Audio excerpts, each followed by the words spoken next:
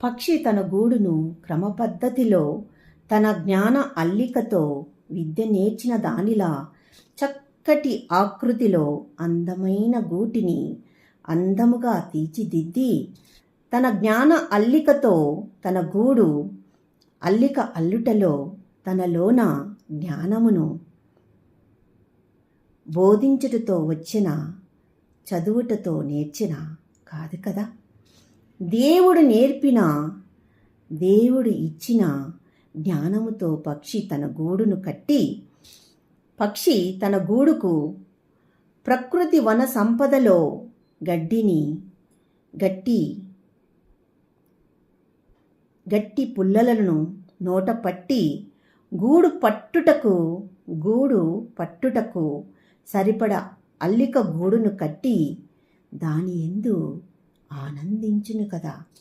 అలాగే యేసును పట్టుకొను వారికి అన్నియూ ప్రాప్తించును కదా.